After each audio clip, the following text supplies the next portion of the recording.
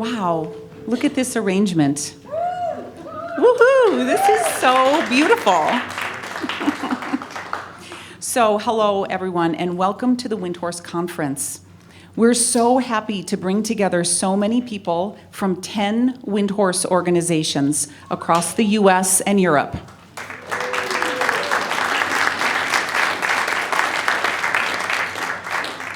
We want to thank Naropa University's Department of Contemplative Psychology, Windhorse Elder Care, and the Windhorse Guild for being our co-sponsors.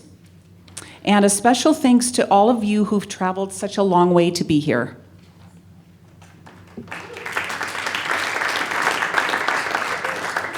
And thank you to those of you who came across town from your shifts and your meetings and all of your work and all of the things that you do to be here as well. So this evening is for everyone to enjoy some food and meet each other and to present to you this retrospective panel and many of the founders and directors of these 10 Windhorse organizations. They will give a brief history of the development of Windhorse from the beginnings here at Naropa to our current manifestations and the vision of our evolution going forward. So after a round of introductions from the panel members, we'll have some discussion amongst the panel members, and then we'll open up to questions from the audience, and then we'll have more time for socializing and connecting. We're envisioning this will be an hour, maybe an hour and a quarter, and then more time to just socialize and hang out. So to start with, I would like to just give you this thumbnail sketch of the development of Windhorse. So in 1981 to 1987, there was Maitri Psychological Services. Then Ed Podval went into retreat, and in 87, it became the Windhorse Project, which then became Windhorse Community Services. In 1993, Windhorse Northampton began, which is now Windhorse Associates. In 1994, you'll have to correct me. So I'll make all of these announcements and then they'll correct me, right? So what year was it? Okay, Windhorse Integrated Mental Health. Okay, thank you. So in 1994, Windhorse Vienna began. In 1998 or 99, Windhorse Frankenthal. In 99 or 2000, Windhorse Elder Care. In 99-2000, the Windhorse Guild. Then in 2010, Windhorse Torino. And also in 2010, San Luis Obispo. And in 2014, Mindful Works, the social enterprise. It's back to you, Sue. And then in 2016, our most recent center, Windhorse Portland. So at this point, people will come up in groups of, well, you decide, 1 or 2 or 3 at a time, beginning with Maitri Psychological Services, up to the microphone here, and just say a little bit about who you are and the beginnings and whatever you'd like to say for a couple of minutes. And then we'll go around the panel and then we'll have a little discussion. So our first group would be Maitri Psychological Services. And please come up to the center mic there.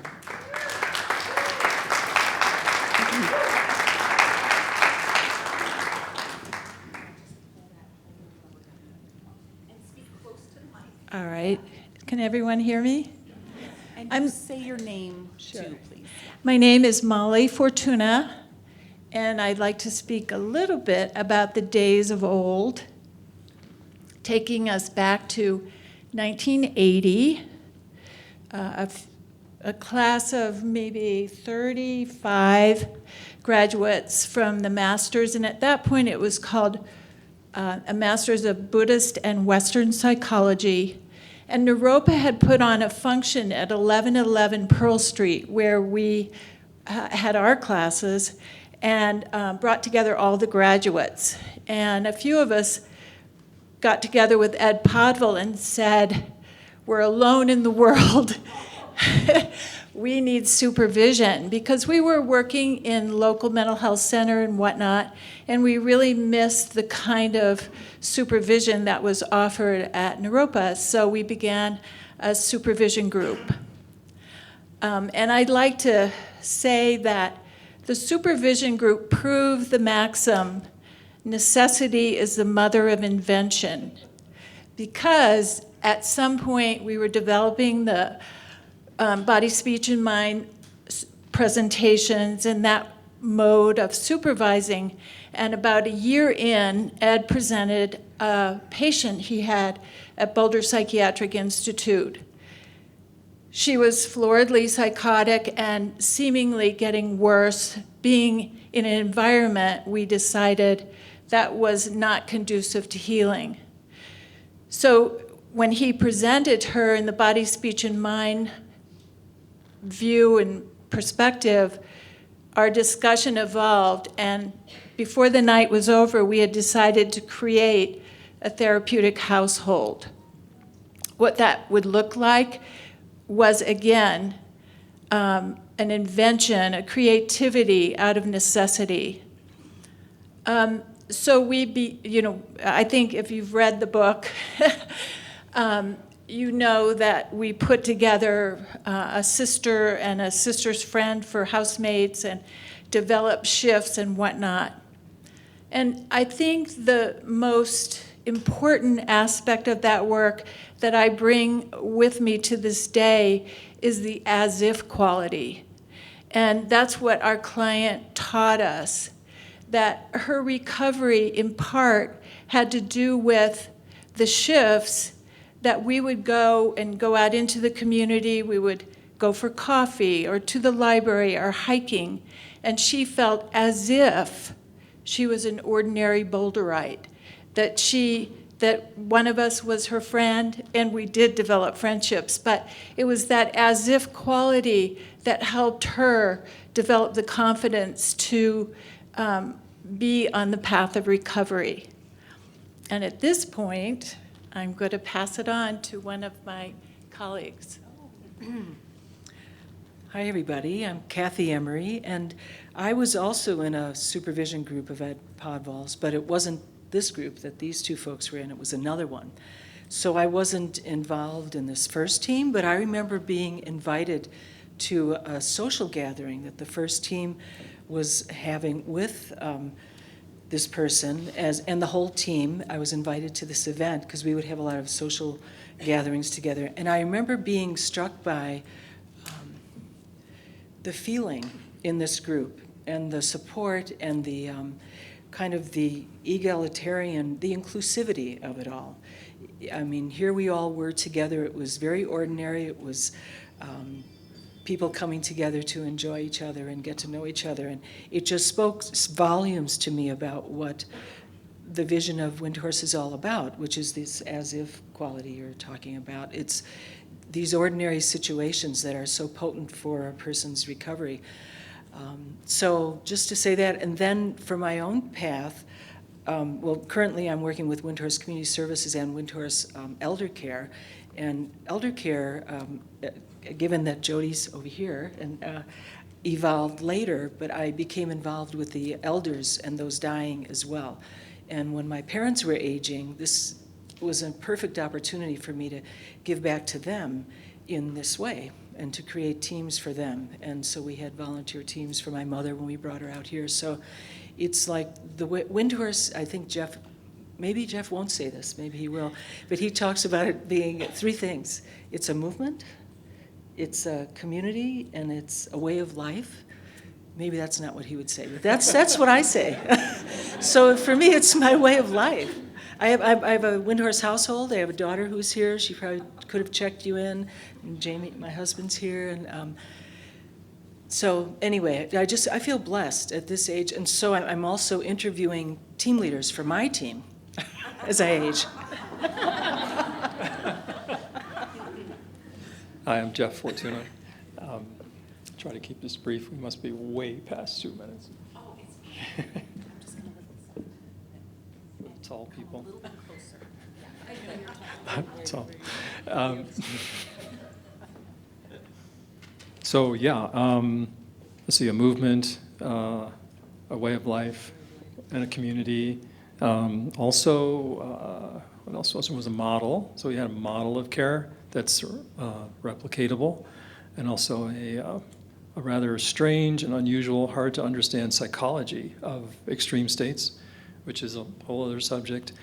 But in any case, somehow from the earliest time, which we thought was a little tiny grain of sand on a very large beach, we've unleashed a wave of compassionate activity to help people who are really in need and people who are ordinarily disappear on the fringe of conventional society. So we went to the fringes and found a way to live there in a good way. So we created a kind of wave of compassionate activity. So maybe Windhorse is also a wave. So yeah.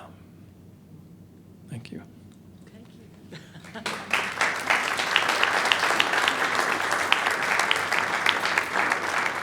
So Windhorse Community Services Group, do you want to come up? Jamie, Chuck, Anne Marie.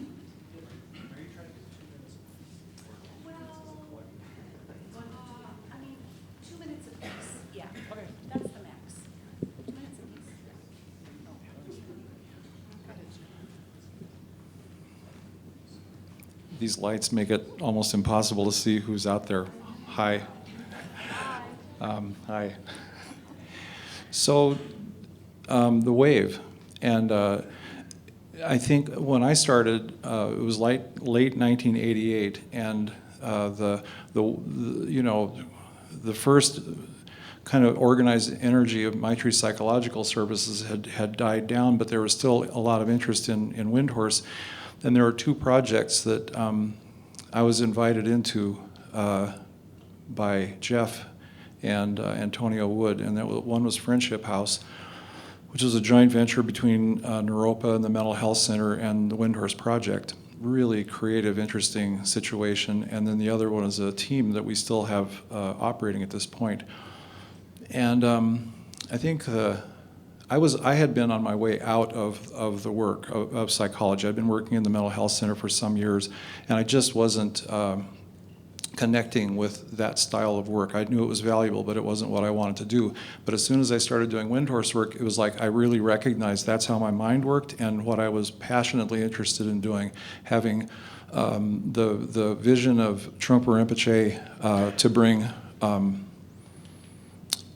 basically Dharma sensibilities and the roots of sanity to Western psychology, and then to put it into a form that was so powerful, creating environments that were inviting people's sanity to the fore. And I think that particular period of time was really creative, because as I understood it at the time, there was more of a model that had, it was very highly developed, highly structured, and it was really well suited to people who had very extreme psychotic type states of mind. But what we were finding was that almost nobody could afford that sort of a thing, nor could everyone actually tolerate and use that much structure. So for the next some years, we started really working at tailoring a small, what we used to call guerrilla case management, one person taking on all the basic principles of Windhorse in terms of the different roles, but instead of having the roles embodied with one person, a person could take in and work as needed in these variable ways of basic attendance. So everything from a one-person team to the full form.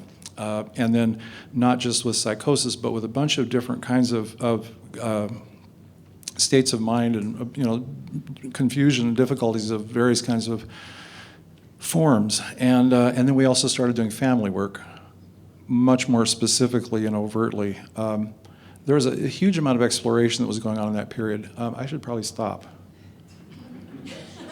Let somebody else talk about that. Marta says, okay. Thank you all.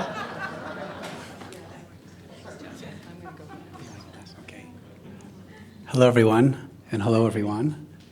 This is quite a circle of friends. Let's see, this room, I graduated from Naropa in this room, on that stage over there. and it has a lot of memories. Through the Naropa MA Contemplative Psych program, which is where I first had contact with Windhorse and with Ed and varied faculty,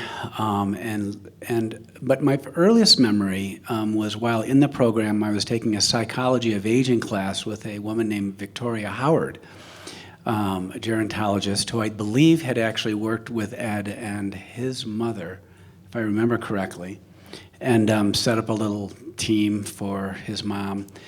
And so that's how I first got connected. And in the middle of the class, so Vicki had this class, Psychology of Aging, and she had all these elders come, about our age, most of our ages up here at this point, you know, probably in their 80s or so.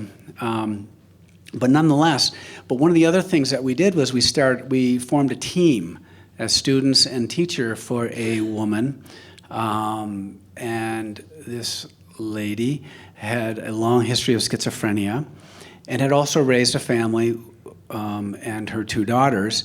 And one of her family members was actually at Friendship House. You know, so we somehow got together, and this person was just amazing. We did this whole team with her in a nursing home, and I was actually with her the moment she died.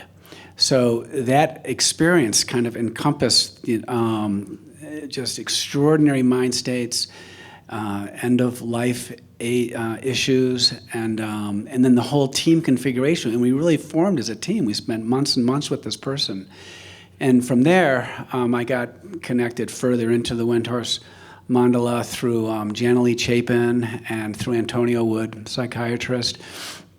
And then I could dovetail onto what Chuck was saying. Then we all kind of started, a small handful of us started working together. Kathy Woodrich Emery, my wife, was very instructive and you know, just helpful in supporting the work at that point in time. So, thank you.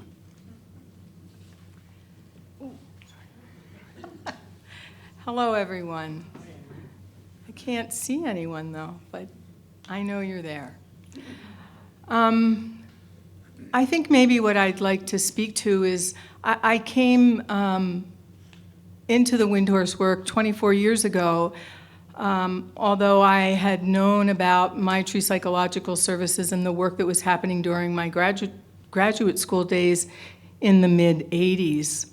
And fast forward 10 years, and I went to Gampo Abbey and met my wife, who lived in Northampton, Massachusetts. And right at that time, probably in '93 is when that began, and I ended up moving there to be with my wife in 1995, and spent 11 years in Northampton.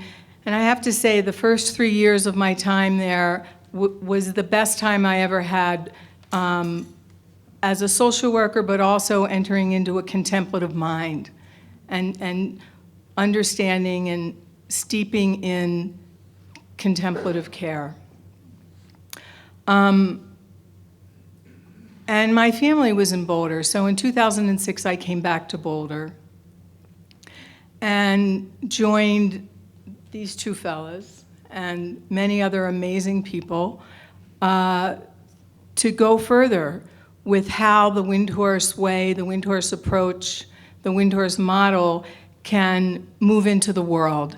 And because I am a social worker, I'm always thinking about how this can keep expanding. And my aspiration as I enter these last years of my work life is to really understand what genuine inclusivity can look like within the context of Windhorse work. And so may we all come together, and may the next generations who are coming toward us begin to look into that particular idea. So I'm all very happy that you're here.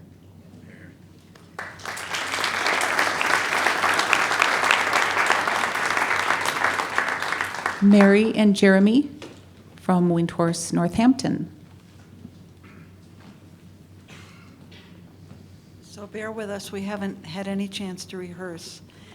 But hello, everybody. It's good to be here.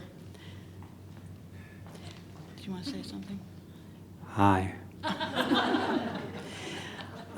You know, as everybody talks, I'm becoming more and more aware of how incredibly interconnected it all is. And I feel a little bad for you guys over there because the weight of all the kind of interconnection is building.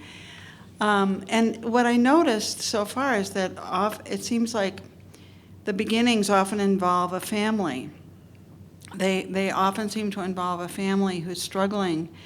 And I want to just go back a little bit before 1993. I actually came to Northampton in 1994. But long before 1993, the story of the Northampton Windhorse was evolving, and Jeff and Molly were involved, and Janalee and Eric were involved, and Anne Marie was involved. We were all there in the early years, among others. But I made a call to Connie, who was the matriarch of the family, whose young man member was struggling. And what she said was, well, about the beginnings of Windhorse, 2 words come to mind: synchronicity and inevitability. And she said, I didn't really intend to be part of starting a center, but it happened and it brought us along with it. And she said, Jeff had a word or a phrase for what was going on. And it took her a while, and she thought about it, and she said, choiceless path. And that was how she felt about how everything unfolded. And I won't go into the remarkable series of synchronicities of people getting to know each other by chatting in airports and going and hanging out in the Berkshires and coming up with ideas about how to start a Windhorse. But suffice it to say that Connie did find Ed Podval's work and found Jeff, and they began working together. And when it evolved that everyone wanted to move down and actually start a group in Northampton, there was already the kind of basis of what became the roots of that Northampton Windhorse, consumers and professionals and family members, and that was our base, and it kind of came together in this synchronicity and inevitability. Hi again.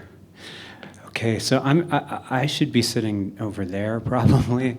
I've worked in Northampton since 2013, so not as long as a lot of other people who have spoken thus far. So for me, a lot of this is lore. Like, some people have lived it, and for me it's lore. And some of the lore of Northampton is that from the very beginning, it was created by a diverse group of people, many of whom weren't particularly Buddhist, but they came together around shared values. And I think throughout our history as a site, and maybe other sites have experienced this as well, there's been this kind of tension between honoring our roots and staying connected to the contemplative foundation and other essential aspects, while also being broad and inclusive, which creates this kind of creative, dynamic tension. And similarly, always being in a process of refreshing our connection with the foundation, but also looking up and around, and having a curiosity and openness towards other approaches that have similar guiding principles or similar values that we could integrate or collaborate with or be inspired by. So even this weekend, while some of us are here, 3 of us are getting trained in the year 3 of open dialogue and becoming open dialogue trainers. And some of us are doing an intensive polyvagal theory. So I guess I'm very much feeling, as I sit there and having listened to all of this wealth of experience and wisdom, and feeling much younger in my Windhorse path, the a kind of threshold, being in a kind of threshold, and both the depth and richness of all we've lived through and the great potential for all of us and those we work to support going forward. Thanks. Windhorse Vienna. And please do say your names for us too. Yeah, good evening. My name is Karl Panzenbeck. I'm a Windhorse member since 1994, when Ed Bottful was invited to Vienna, and he held there a weekend seminar and public talk, and from this on, a group of interested people, professionals mainly, started to work with theoretical style, reading books and meeting each other. And soon after that, one of the main people of this group, a psychologist, his neighbor got into a psychotic stage after giving birth.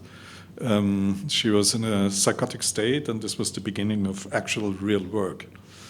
Before, there were some thin thread of inspiration. Before, I was part of an Amara group since '83, and where we had some transcripts of Ed Bottful's from the class at that time, and this was the work before we did in the end of the 80s. And '94, Ed came to Vienna, and then came the first client, and I started with doing, as a psychiatrist and psychotherapist, mobile psychotherapy at the home of the lady, and working already there with the family, her sister and husband and colleagues from the school. Model which was very fruitful, and the lady is still in contact with us, and that was the beginning. After that, there was this area where we had some family meetings from interested people who wanted to work in a small. We didn't have very much clients at that time, but that changed. Maybe you are the one who could continue, because then you came in. My name is Gerti. I came to Windhorse Vienna in 1997, and I think there we had 5 Windhorse clients. Now we have 20, and I think my part is to bring some things to earth. At this time, as I came there we had no office, or we had no people who really was employed. Is it the right word? Yeah, was employed, or were employed. So now we are really a good organization with 12 or 14 employees, and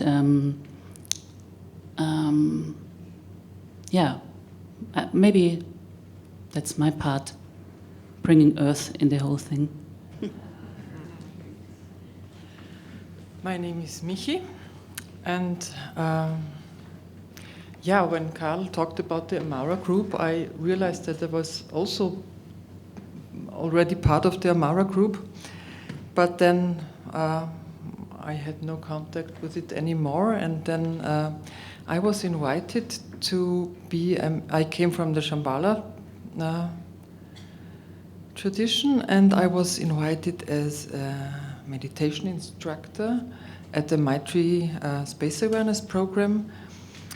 And so I met Gerti and all the Windhorse people, and then I was invited 3 times by Gerti to join the work.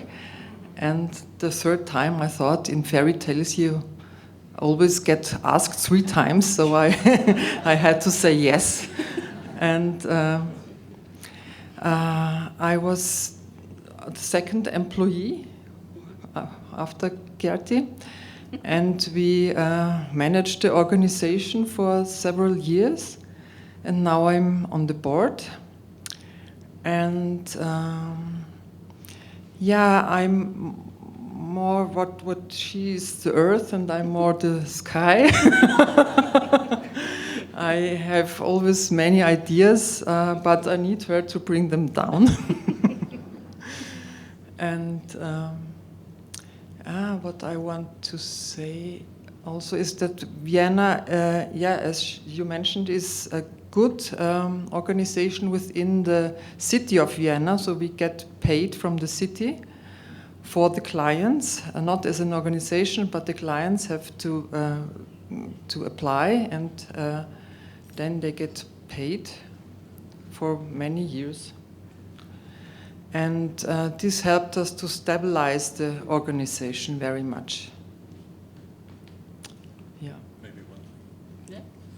Just one specialty, or two specialty, where the starting with the peer group, which we had a lot of very, very interested to hear from peers how they experienced their psychotic states, which was very fruitful.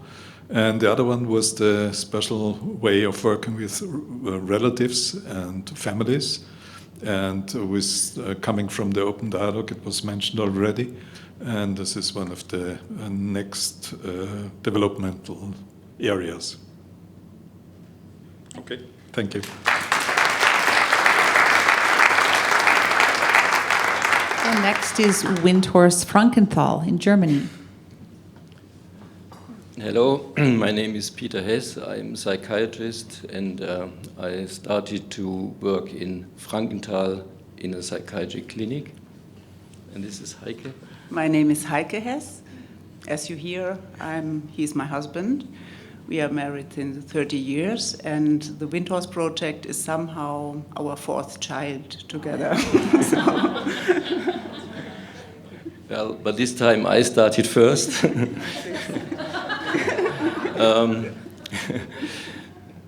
My interest was always to understand the altered state of consciousness better that the patients reported all the time.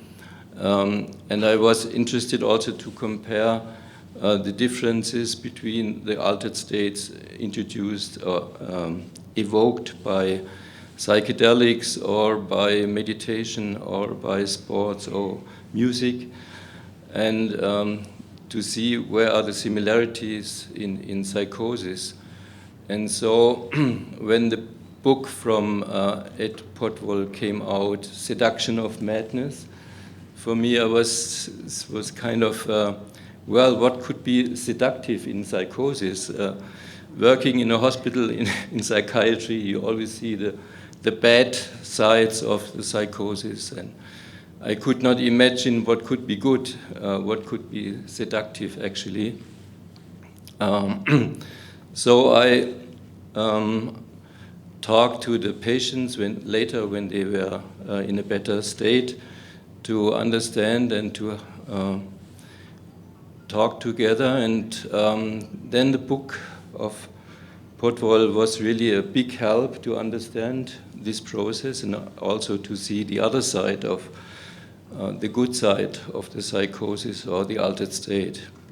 And therefore, in the beginning, with these people, we started with the help of social workers and students, we started a project in 1999.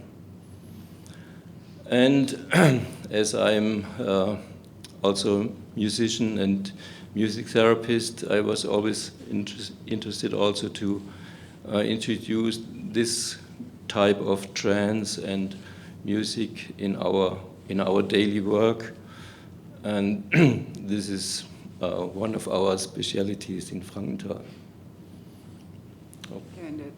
Yeah. I think the other specialty is that we also work with peers, that from the beginning on, peers are part of our teams. They also do basic shifts, and I think not each center is having that.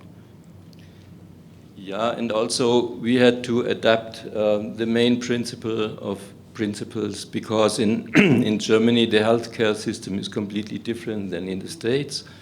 So we had to adapt many things to help the people who were coming all the time back after we treated them in the hospital, and later some month or year they came back again with the same symptoms, and we tried to help them. So in daily life. Okay. Yeah, in our project, our help is financed by social care.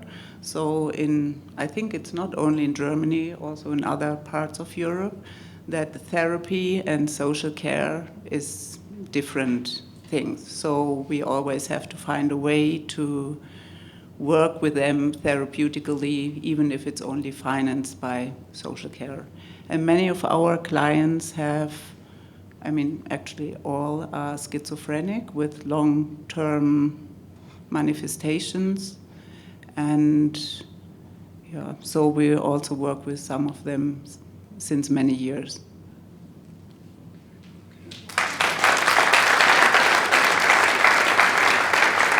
And then came elder care. Jody Sharp. Could I have the lights up for just a minute? I'd like everyone that's ever been involved on the path of Windhorse elder care in this room to stand up. Thank you.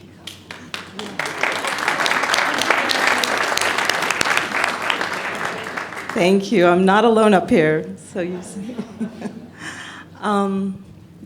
So Windhorse Elder Care is a model that works with elders that have mental health issues, but elders also going through ordinary life transitions, like aging and dying, which is its own form of extreme state. I came to this work through a personal experience. My fiance, John, who was a really good man, died of an asthma attack in 1991 while I was holding his hand in an emergency room in Tulsa, Oklahoma. So it took many years, but I finally found my way to Naropa and to Windhorse. Lauren Castellino and I we started our first team in May of 2000, the day after I graduated from Naropa. And then we continued to do the work for a while and came to Chuck and Jamie. And they already had experience working with elders, so they opened the door and then helped really congeal the organization and brought in Vicki Howard. And Jeff joined us when he moved here. And so we've done this work now for 20 years. Next year will be our 20th anniversary. And we've just found the model to work so beautifully with elders and with families. We've got a family member or two here tonight. Because it brings such consciousness to the work, as opposed to most people working with elders are very task-oriented and kind of distracted, and we actually see elders as people we want to learn from, and they have a lot to teach us. And so may the model continue, and I hope at some point we're not the only Windhorse Elder Care organization. Thank you.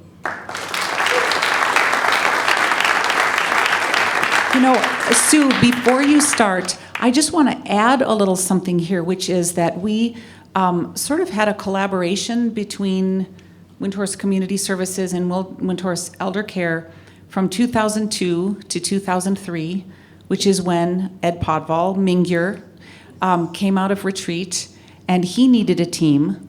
He had cancer, and for 1 year, many of the people here on the panel, and maybe a few others out here in the audience, were part of his team. So it was an elder care team and eventually a hospice team. And we held him in a beautiful team and household so that he could die in a really beautiful, peaceful way at home with a Windhorse team in December of 2003.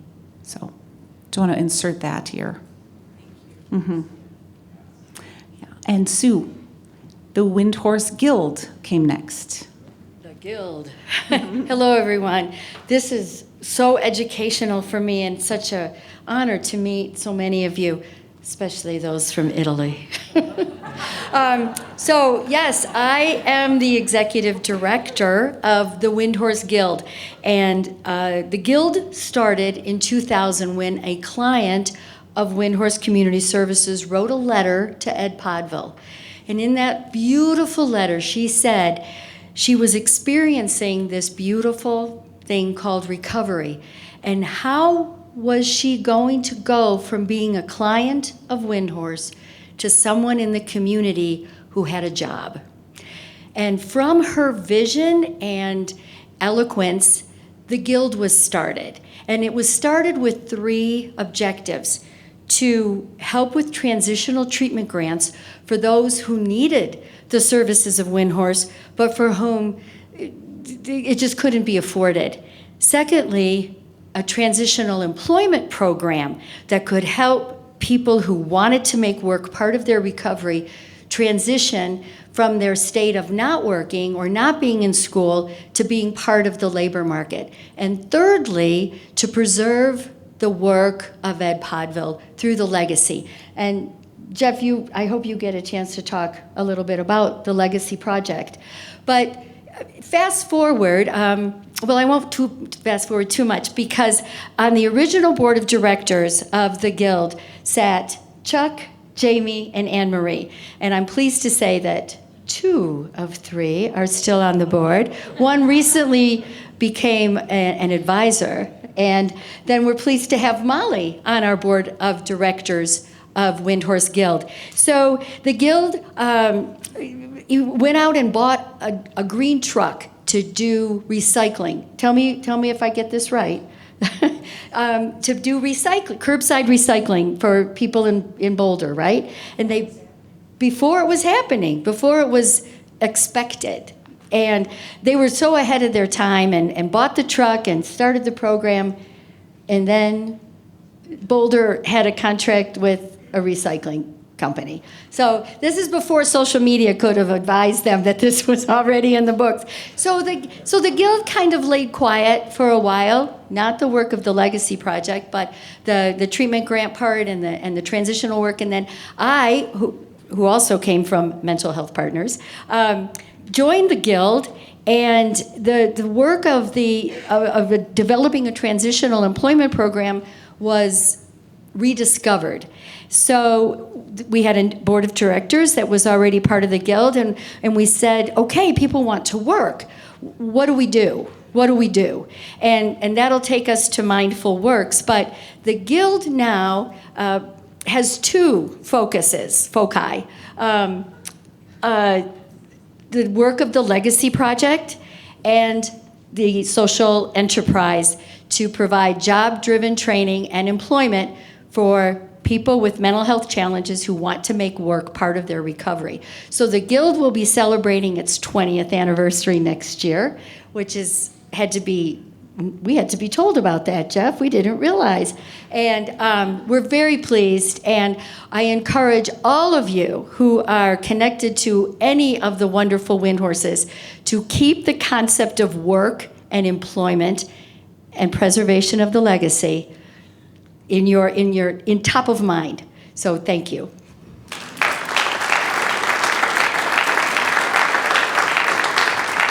And Windhorse Torino.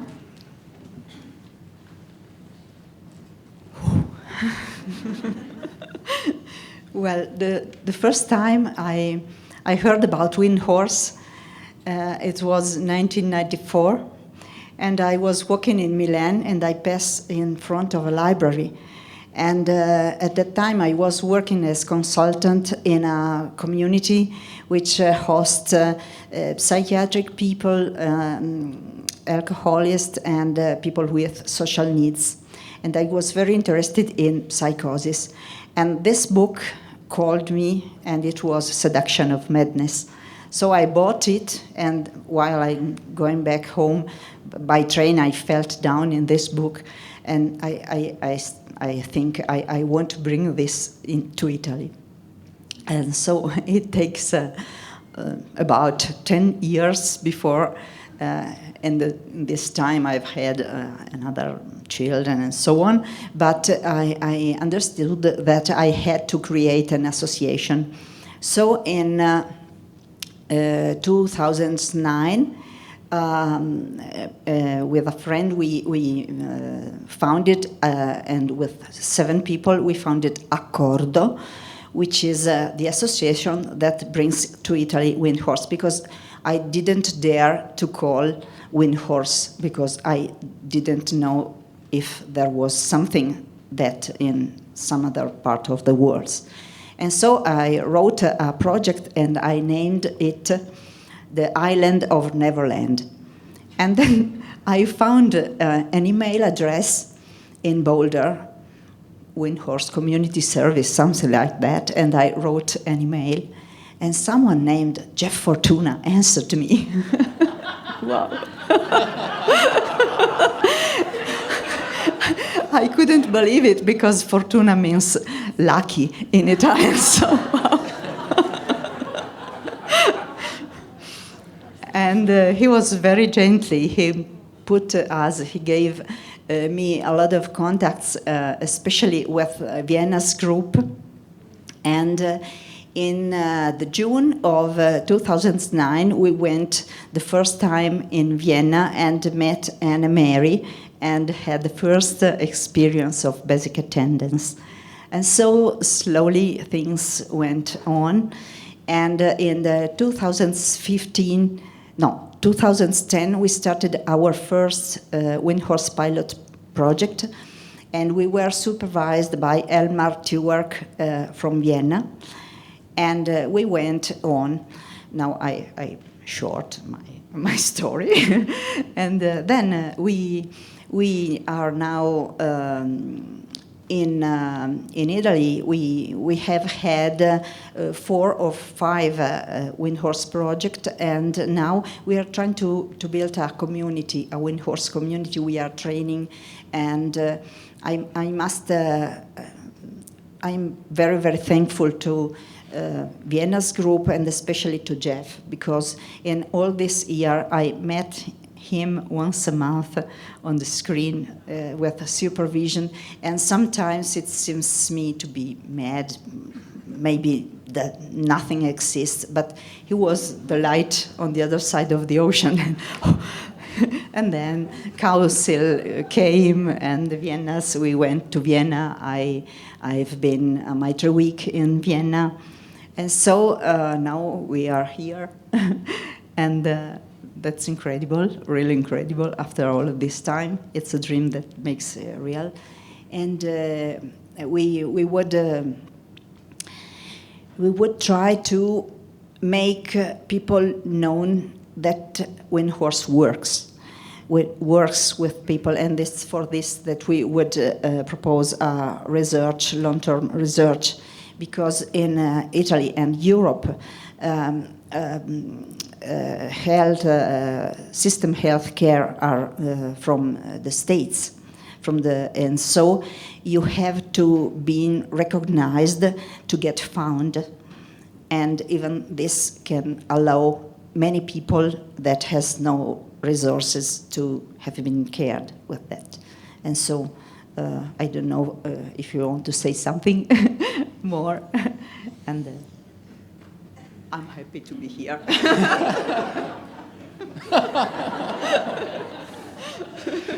Well, I don't have very much to add. Just okay. Thank you. Just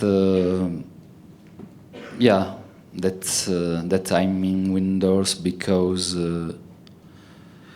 I think, at least for me, it's true. It's a way to improve, to make the world better, and this is true for sure for myself, and that's it.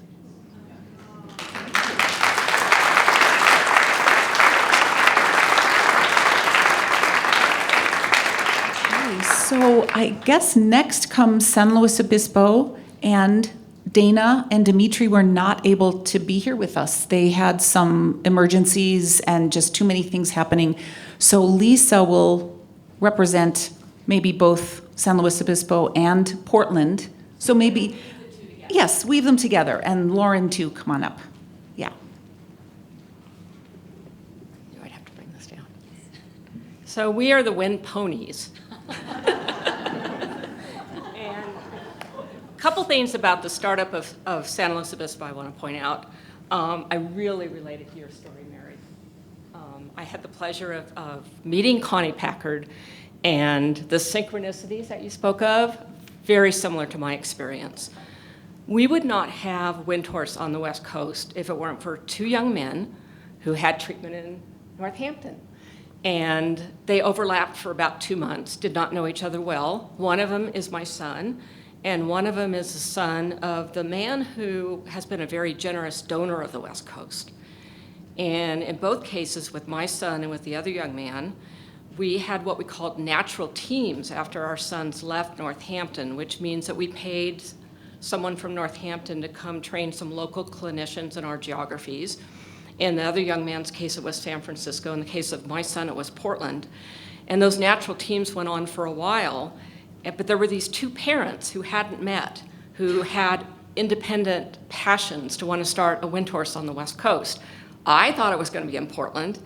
The other parent, San Luis Obispo. So we have a San Luis Obispo and a Portland. And that's cutting out a long, long story, which I won't go into. The startup of San Luis Obispo is very, very challenging and complicated, but that's not the story I'm going to tell.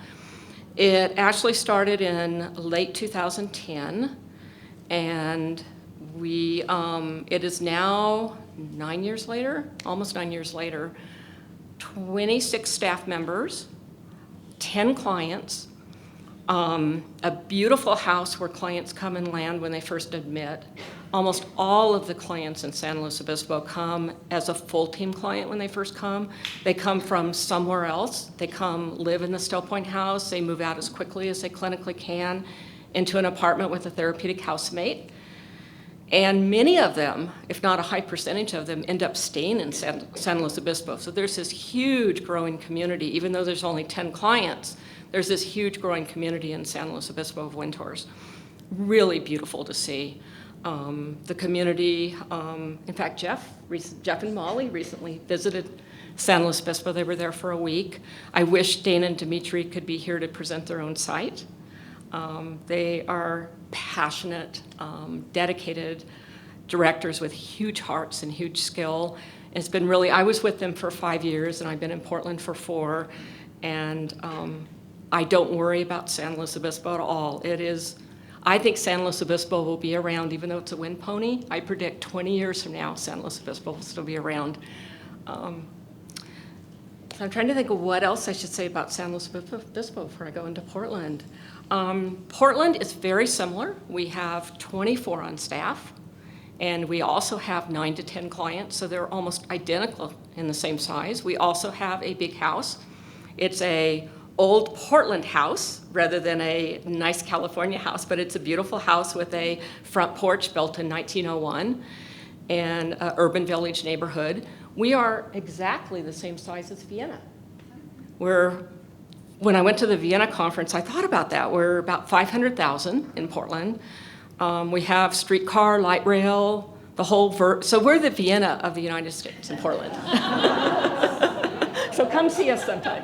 Yeah. And before Lauren talks a little bit more about Portland, I want to say that both San Luis Obispo and Portland have benefited greatly from the Legacy Group. So I'm trying to think where that was mentioned the first time, the Legacy Group. Yeah, there. And then you mentioned it as well. Yes. And so Jeff has been mentoring all of the directors for more years than I can count. Every other week, I'm on the phone with Jeff, and every other week, every director in San Luis Obispo and Portland, clinical director and executive director, have been mentored by Jeff. And Molly is now joining to support both San Luis Obispo and Portland, so thank you to both of you. Thank you to the Legacy Group. I also want to thank Matt and Polly and Blake for providing training, the IP training to Portland. And so, and I want to thank most of all Northampton for giving such extraordinary treatment to two young men that created that inspiration in both the parents and the young men. So, and for me, Windhorse is always about the clients. It's where my heart is.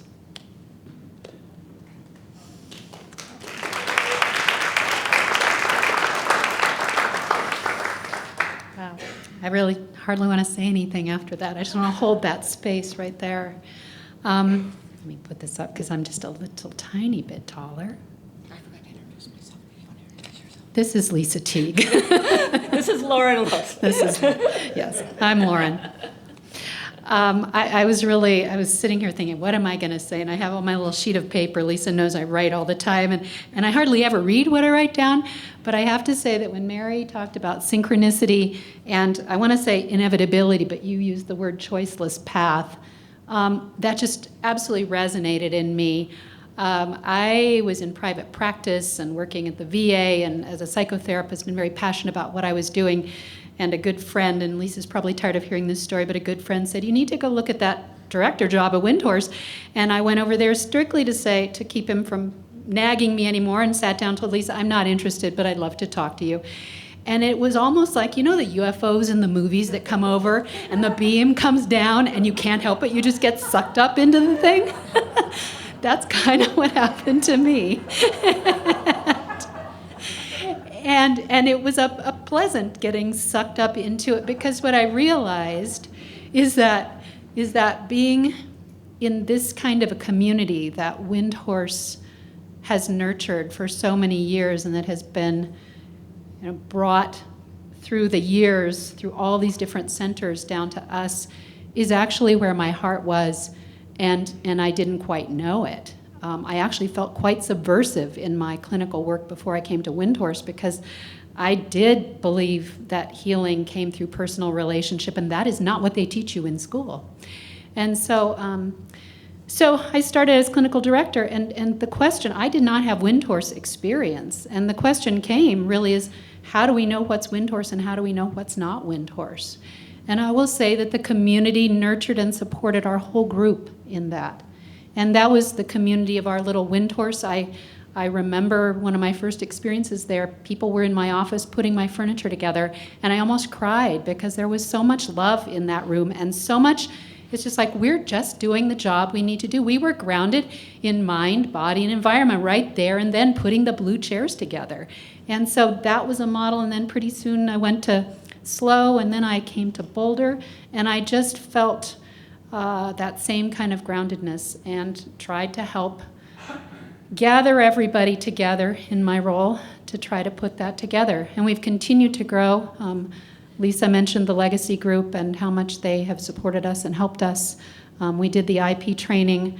I've noticed us kicking it up a notch just very regularly in the 3 years I've been there. And now it feels like we've gone from wind pony to maybe wind mid-size horse with everything that has come to us through this beautiful community and through our own. So, anything else? Yes. One thing I wanted to add about Portland that I think is really noteworthy is almost all of our clients, often 100%, are local. So it's very different than San Luis Obispo, where the parents come into the office every week for their family meeting. And since our community is so small, it's very intimate and familiar. We get a few clients from Seattle, but most of them are Pacific Northwest. And I also want to thank you guys, for those of you who know him, for sending Nathan to us. Because when Lauren was referring to the furniture building, you thought you sent an experienced clinician, which actually you did. But you also sent a very skilled furniture builder, which is what we had him do the first month. Thank you.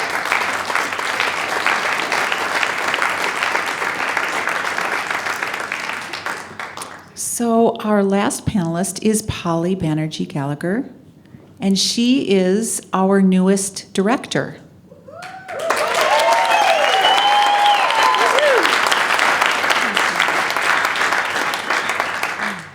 Hi, everybody. Nice to see you all here. Well, I started off as a housemate, I don't know, over 20 years ago. And I've done every clinical position. I've been a basic attender, a team leader, psychotherapist, team supervisor, and director of Windhorse for 2.5 months. It's the first time I've said it out loud to It's been amazing to actually just sit and listen to everybody talk about where we've been and where we're now and just the evolution of where we're heading. It just seems limitless, and I feel like I could listen to all of you for much more time than 2 minutes, for sure. So in that way, I feel like I've been a recipient of all of that. And it does feel very kind of magical and humbling to be standing here and also to see, you know, what's been created based on the initial intention, you know, intention of wanting to treat everybody as a human being, no matter what our states of mind might be. And in that way, I feel like, you know, as the conference unfolds, I wanted to offer out an aspiration to, you know, we're talking about the evolution of Windhorse, relational medicine, and then, but there's also the ground and the core that we all share, and this is what's brought us all together. And what comes to mind as I was thinking is mutual recovery. I get to recover and heal, and our clients, who are such tremendous teachers for us, and families, our families, staff. I feel like I've been brought along so much by, you know, all of you, and I feel like it continues in that journey. So, you know, on behalf of Windhorse Community Services, I really want to welcome you and hold this intention together and continue to grow it and be creative. And also just really thank everybody for being here. I think it's amazing to see how many people came from so far away and to make this time and space to do this together. So thank you for that. And I really also want to thank the people who put in an amazing amount of work to make all of this happen. And I know, Marta, you're a big part of that. And Stephanie, Alyssa, Anne-Marie, Chuck, I mean, everybody, but I think these people have really held it together, and I'm really looking forward to an amazing conference and see what comes out of it, and hope to see you out there. Thanks for being here.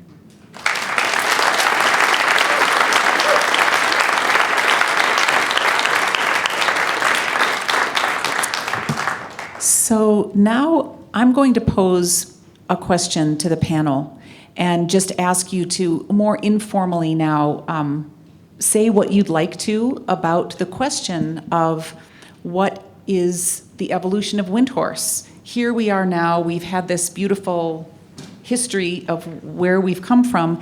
Where are we going? What's our vision? What do people feel passionate about in terms of going forward? So we're going to have 2 wireless mics to just share amongst the panel so that you can just sit where you are and just discuss this for a few minutes. So what's the evolution? Where are we going?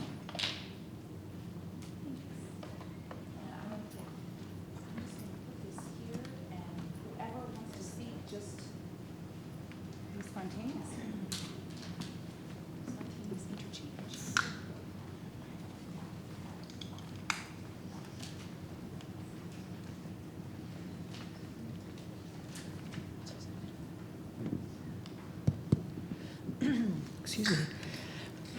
I think that the story about Ed's return to Boulder when he was ill and how this team arose for him speaks to this, to an expansion of the model into other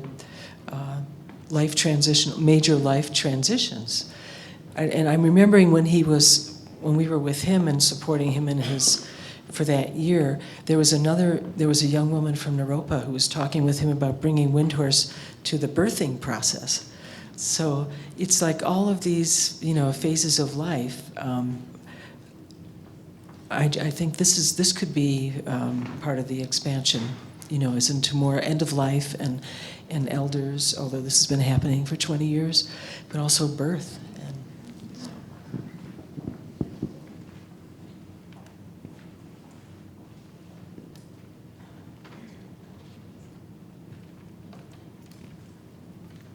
There's a evolutionary challenge, maybe, or a developmental challenge that I think is coming our way, which is that the founders and those who are living on now for maybe just a while longer. And I think one of the, I'm not sure if it's an evolutionary change or a developmental change, but how the entire Windhorse project and the international community can continue with the degree of heart and degree of commitment and perseverance in the work beyond the kind of living memory from the beginning. I mean, in some sense, we're hearing the living memory, and memory changes. So I think that's a challenge for us, and so I think there's not sure what the evolution is going to be that way. I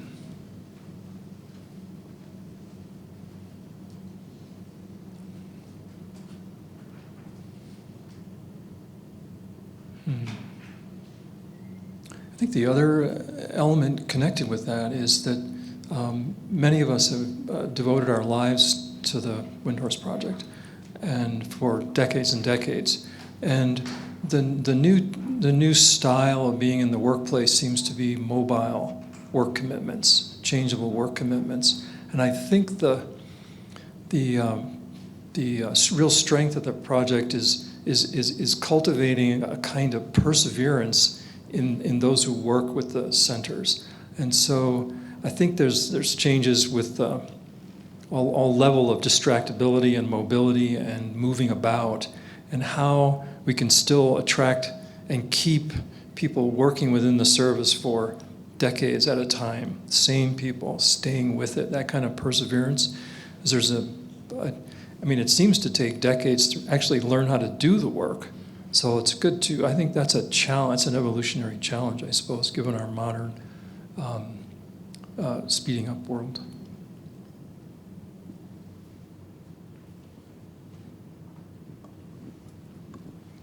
I hope there's a, is this, okay. I hope there will be a lot of response to this. It was really interesting to hear folks talk and what our individual passions are or visions. Jeff, you mentioned transition of generations. We're definitely in the midst of that in Boulder, and Polly, you coming in as a director is a real manifestation of that, and there's more to come with that. I'll try to keep this short. I think that for myself, I have been feeling like we need to share as much as possible a lot of what we've learned that are certainly qualities and essential ingredients of the Windhorse approach. But you don't have to be doing Windhorse work specifically to be benefiting from some of that intelligence and some of those recognitions. One dear friend of our community, Dzigar Kongtrul Rinpoche, who's, Paul, you're a student of his. There's a number of people here that are close with him. He's a teacher and guide. He's really encouraging us to share what we know, because it's so essential to healthcare in general that if more people can understand things like the people being intrinsically healthy and sane, then that is in itself is a profound thing. That if that could be more out in general healthcare knowledge. So I feel like part of this lived knowledge and lived experience and lived memory is to share out. Work the roots, but also share it. And part of that is also, I think, I should stop there. Make it affordable and find the really complementary things like open dialogue and a lot of the neuroplasticity research that I think will actually tell us a lot more about what we're doing that we don't know. I think there's so much about environmental work that we don't know, but I think the neuroplasticity folks are really tuning into a lot of that. So anyway, there's a bunch of new stuff that complements the roots. All right, I'll shut up. I remember having a conversation with Ed around the accessibility and the affordability dilemmas that we face. I've been working in admissions for a long time, and we receive many phone calls, and we're not able to serve a lot of the people that could benefit and would really like to come.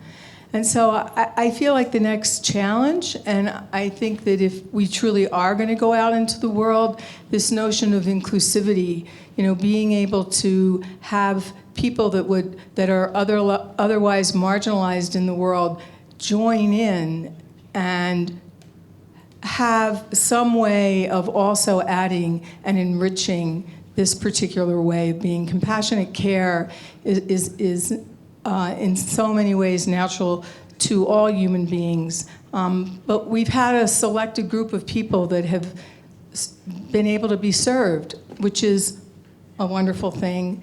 And I personally, and this is, if anyone who knows me knows I've been talking about this for a long time, but it's been 38 years, and Ed said, this can be the laboratory in which we can see if this approach works, and that the people that have resources can help us do that, which is true and is exactly what happened. But it has been 38 years, and I think we can now keep moving forward into other laboratories and seeing how it looks there and bring that into our world. And I think we will be greater and we will be far enriched by that. So that's my deal. Hi, I'll just add a couple things to that. So there's the how do we work within ourselves as communities, and how do the and it's not that we're not already doing this, but how do we go when you start working with people for 10, 20, 30, almost 40 years, family of origin issues come up in the relationships. How do you work with tension in relationships? It's kind of like, how do we work with the good things, and how do we work with the interpersonal aspect of our work together? Because there is the aspect of so much exchange going on, not only with our clients and with ourselves, but with between ourselves as well. So I think that's also an aspect of the work, is how do we actually continue to mature as therapeutic communities, evidently around the world.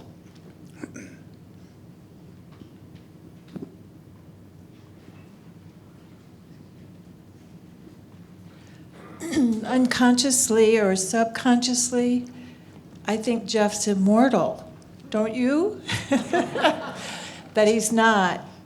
And I'm concerned about the future. When you talk about the lifeline, really, of somebody out there who knows the Windhorse approach and can be a guide and can remind you of things you probably read, but applying it is a whole new way of thinking or behaving or developing skill in that way. I just am concerned that the teacher learned to teach other teachers to do that role.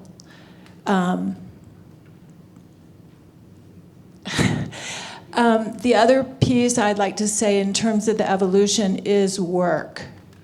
I want to just reiterate what Sue spoke about, and that is the bridge between having this protected environment where the folks, your team members, come to you and create this nourishing, safe environment around you, to that's dissolving, and then how to re-enter the community. And I've heard many times people saying about Sue in particular, but because she's such a wonderful director of the program of Mindful Works, but that it gives them a reason to get up in the morning. So that really touches my heart, that there's a reason to keep going, and that there's a connection beyond the safety and protection of a therapeutic team.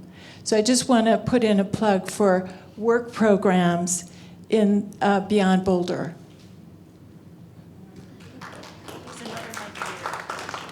I just want to say, I just wanted to say, as the theme that I hear repeatedly is about the legacy of the approach as the aging of the founders of Windhorse is occurring.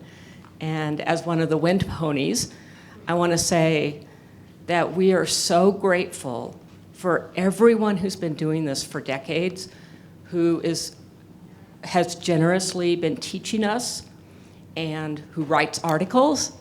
And I want to encourage all of you who are sitting here who have been doing it for decades, family work, the approach, who worked with Ed Podville, to anything, just know that those of us who are newer at this, that we are deeply grateful for anything that you give us. Whether it's an article you write, you come out and train us, you mentor us and train us, visit us, because I'm the same age most of you are, and there's a huge gap.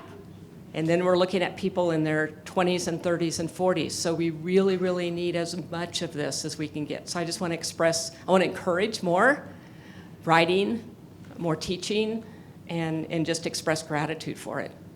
And we love your cushions that came out of, the cushions in Portland came out of the Guild. So thank you. It was good work. I just wanted to say, whoops, hello. Just one more thing about natural teams. I think this could be, in the future as well, to have more natural teams arise for people. Talk about affordability, so taking the model and teaching in the community, having the community care for itself.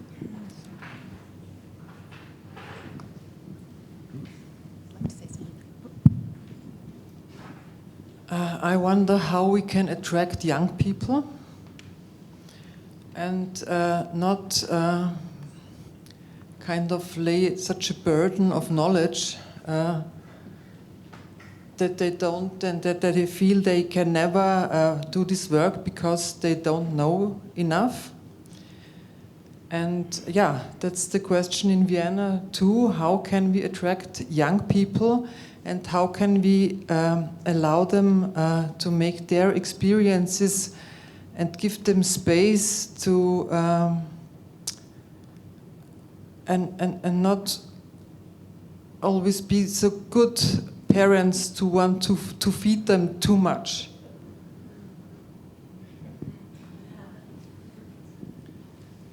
Yeah, I also think that it's the biggest challenge to find followers. In Germany, some people they visited us and they wanted help also to create a new center, but they also had many difficulties, and especially in Europe also our system is different than in the States, and so to have a system that is similar or that can be adapted more easy in Europe would be also very helpful because we have really some other obstacles than you have here.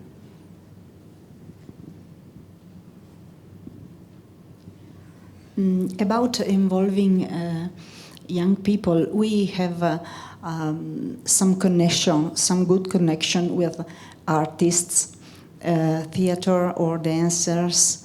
They have a very deep ability to listening. And then we have organized our training for basic attendance, basing it on experiential things, and so much body involvement. And then after this experience, based on the skills, we give them the theory part. And so this seems to be attractive to them. And so perhaps it could be a way. Yeah, I already have one.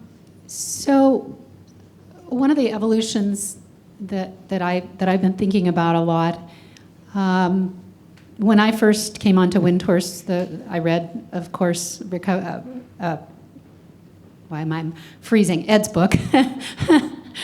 And I thought, well, is this approach just good for people with psychosis? Because that's really what it describes. And I'm really interested to know about the populations of the other wind horses, but we have about half people with psychosis and about half people with, severe trauma, things that could be described as personality disorders, severe anxiety, and all that. And I think that there's a little bit of a gap in the literature that's been written about, psychosis versus all of these other populations that this method can really, really help. And I know that a lot of times when we have new employees start up at Windhorse, and then we have a client that's incongruent with the literature that we have them read, they go, well, how does Windhorse work for that? And so there seems to be a gap there, and that might be one of the things that we can all start filling in a little bit, just to make it more widely available. And also, I don't know, one of my other dreams is that this would be more available to other people, cost-wise and everything. I hear the people from Europe talking about it being funded, and I'm just going, oh, if only it was that way here. But I think if we're actually working with more populations and it's more out there that we're working with other populations, that opens possibilities for other funding potential, perhaps. Ed had a team, and I think he very much, benefited from that. I think as far as adapting the model, it really is just so conducive to just human suffering in a way. How can we be present with someone, basic attendance, for instance, that's something that translates to any size of, I think the affordability piece is what we're talking about, of how can we have far-reaching where more people can feel like they can even take the first step of being able to afford it. But as far as how the model could serve, I think that in Boulder anyway, we've had numerous clients with all ranges of extreme states of mind, maybe as well as depression, anxiety, on the spectrum of autism. So I think that we've really been able to serve in that way, and I think it goes back to who can afford it, and how do we start to really think about our part in that to make it more affordable. Any other comments on the question here before we open it up to audience? You want to say something?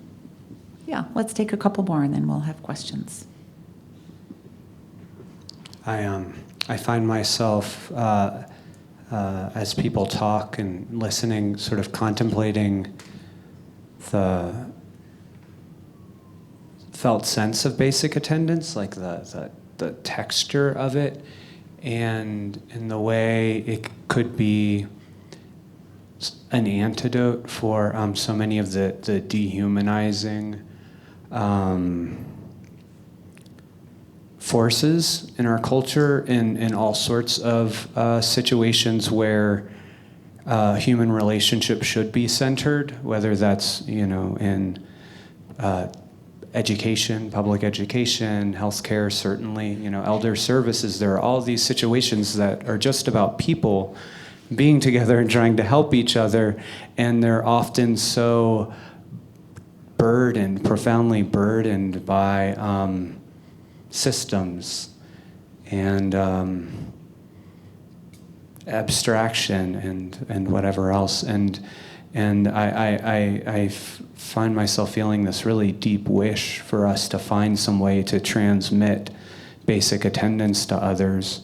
And it speaks to also this question of accessibility, because if we can help people in all sorts of contexts tune into the essence of basic attendance, then it's accessible to everybody. So that's what I'm contemplating. Well, we'd like to open it up to questions from the audience. So we'll ask you to just come and speak into the microphone to ask your question.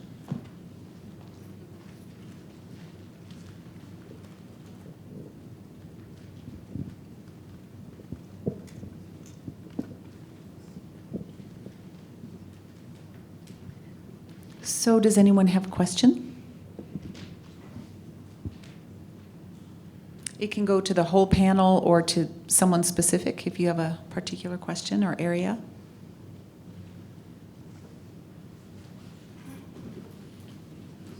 Hi, everybody. So when I think about recovering sanity and the foundations of it as being storytelling, there were these stories in there that people would dive into and then they would relate to. And I realized that what I would want you all to do is to find ways to tell as compelling of stories about people who suffer with trauma or anxiety or depression or mood instability, so that those people could say, oh, me too. I know that. So, because in Ed's book, it's so much about these, oh my gosh, it's so huge. And I go, but that's not my challenge. And there's a lot of, you have to really dig into the architecture of that to find yourself in there. So I would love for the storytelling to happen in these other facets, because then people can find themselves, more people can find themselves. So, storytellers. The next book.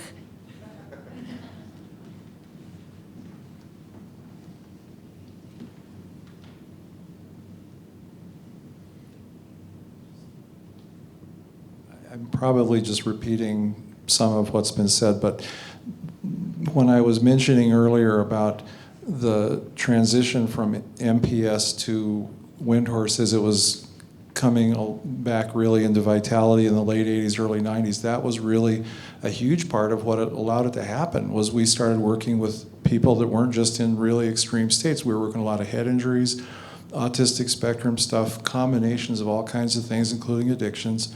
And then more difficult types of mood disorders, a lot of depression. So we moved away from psychosis, although there was a good interest and usefulness in that too. So it was, there's a lot to be said about that, and it sounds like the literature is a little lacking. Guess so.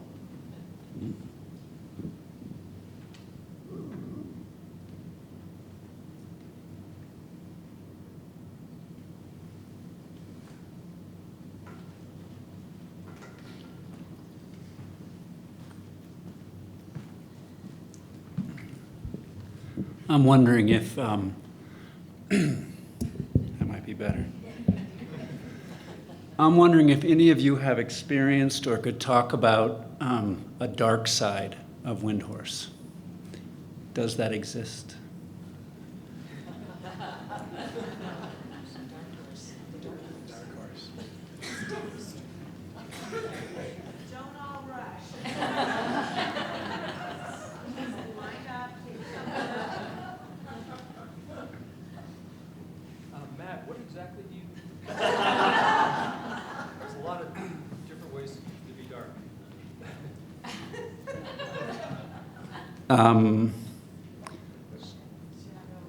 Shadow, underbelly. Yeah, that's what I mean by dark. Matt, would you like to say something? Would you like to give that a try? Because you've been at this long enough to make comments about that. I don't think it's fair to make me answer the question that I've asked this distinguished panel of folks who have been here for a very long time. So, no.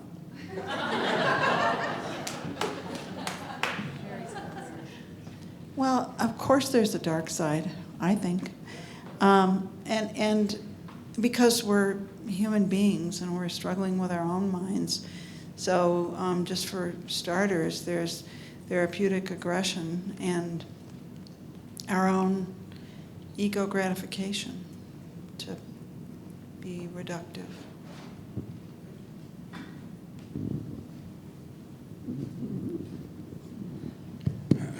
And if I may dare say, I think because we have these lofty ideals and we're, these notions about how to work with ourselves, work with others, and it's almost like the harder they fall, It's like I think there can be illusions about being above ordinary, very neurotic, very, interpersonally challenged being in situations like that. They are here. We have conflicts in our center and try to work through that.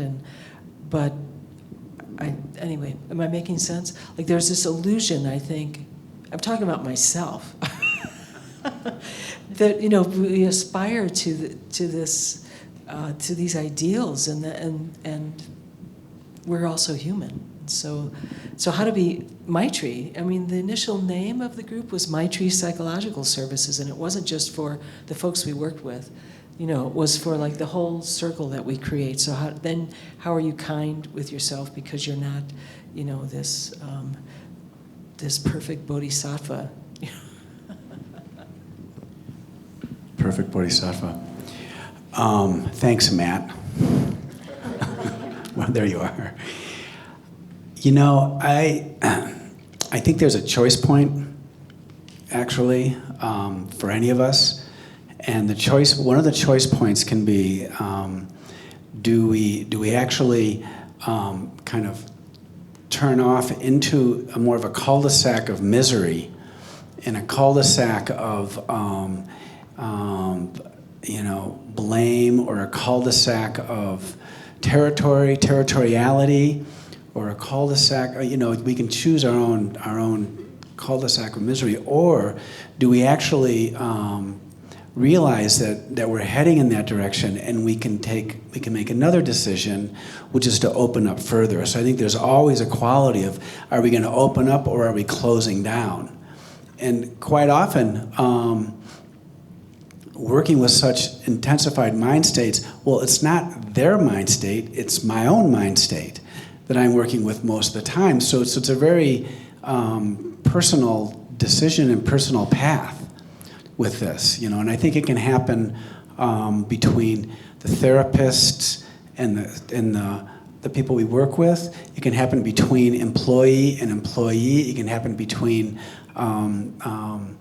areas within a business. Functions, different functions, administrative, clinical, within and I think we're constantly working with that opening or closing energy. Am I going to close down with the intensity, or can I actually open up with it? So I just want to acknowledge that play of light and dark that's happening all the time. I guess the only thing I'd like to add is that we've been given teachings, if we want to use that word, that keep reminding us that we don't have to be afraid of the dark and the shadow, and that if we are willing to do as Jamie's talking about, then we can evolve with the shadows. And in my own experience at Windhorse, there's a fundamental willingness year after year, over time, conflict after conflict, to not give up on ourselves, on each other, and sometimes situations brew, and you think they're not going to resolve, and that you just want to leave, and the whole thing is going to hell in a handbag. But then something comes forward, and Jamie just really talked about that. So we actually don't have to be afraid of our underbelly. It's there, and how do we move toward it?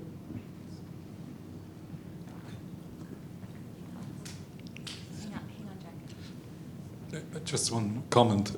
Thank you for the question. I find it's very important to pose the question.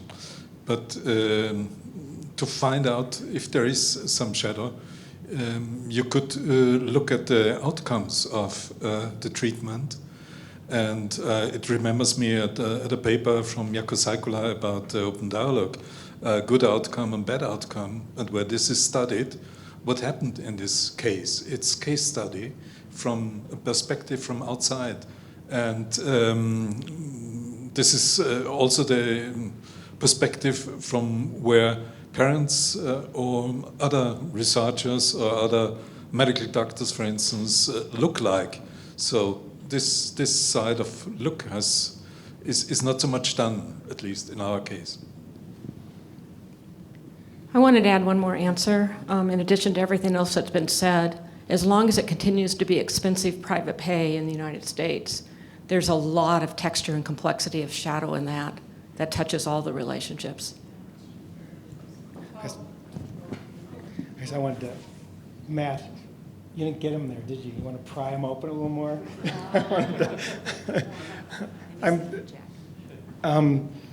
Because I want to help pry that question open some. And I'm Jack from Jack Gipple, Windhorse, Boulder. You know, if our work is based on this thing, exchange, sometimes I think of it, you know, like shamanic terms is we take it into us, right? Through the medium of exchange, we're interpenetrating each other. And so as clinicians, we take it in, we go crazy. Usually in the first few months of teams I'm on, the whole team gets to a point where we are stuck just like the family got stuck. We all get disturbed and ill just like the family. And that's actually, I would say that's the hazard of our work. And it takes a lot of courage and stamina because we are taking it in, the family system of the people we work with.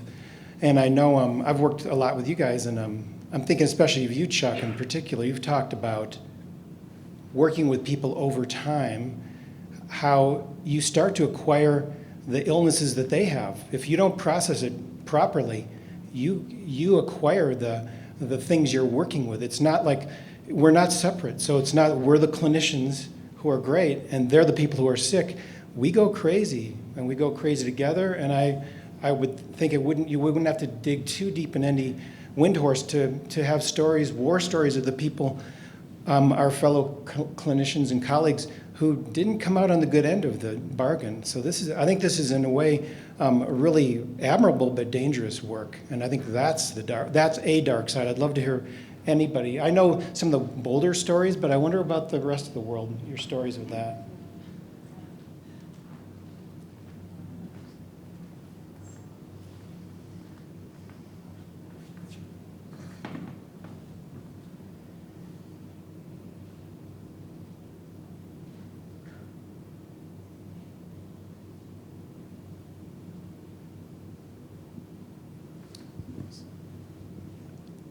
You know, Jack, everything you said, I know that's laying not just in teams, but it's in layers in the organization. And it's really hard to put your fingers on and grasp it and understand it.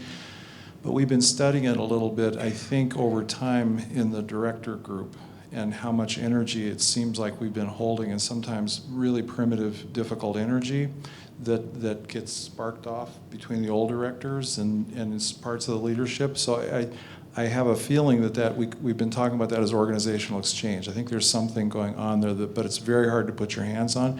But I'm, to the dark side thing, thank you, Matt, by the way, or underbelly.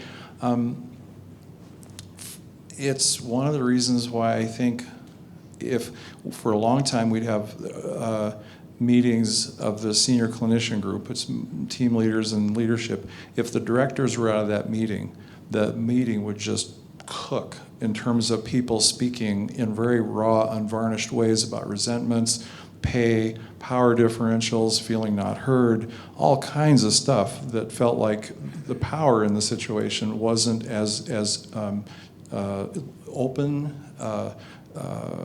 willing to actually relate in a way that was receptive. And we've gotten a lot of criticism about that sort of thing over the years. And I think we try to work with as best we can. And we've done Director 360s to try to get people to give us feedback anonymously. And I think we're starting to look at accountability for the director position in a different way, but how to work with power in a way that has accountability. And I think we haven't had a lot of accountability over the years in certain ways. And I think that's, I know for myself anyway, I got plenty of blind spots, and that can manifest in these ways. So I think organizationally, it behooves all of us to really be looking at the health and bringing Windhorse principles into the organization, because so these energies that are coming in, and our blind spots and power differentials and things like that, they'll create problems in the organization that will make it not as healthy an environment for the teams to operate in. And it's a very real thing.